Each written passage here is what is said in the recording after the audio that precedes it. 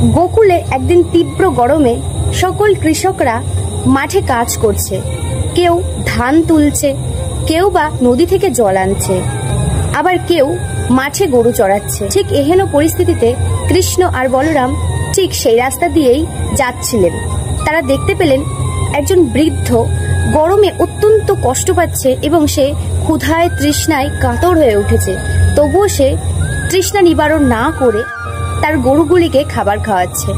তখন কৃষ্ণ অত্যন্ত সন্তুষ্ট হয়ে তাকে জিজ্ঞাসা করলেন, বাবা, তোমার এত তৃষ্ণা পেয়েছে, তবু তুমি কেন তৃষ্ণা নিবারণ করছো না?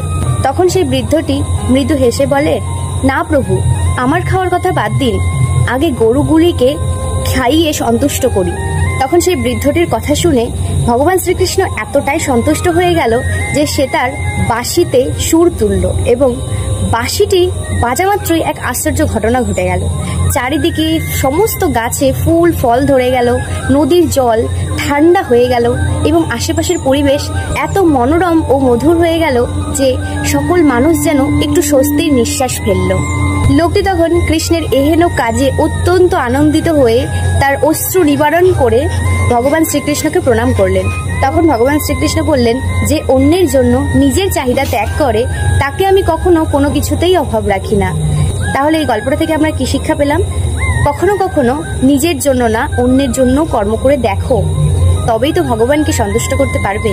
হরি বল, হরে কৃষ্ণ।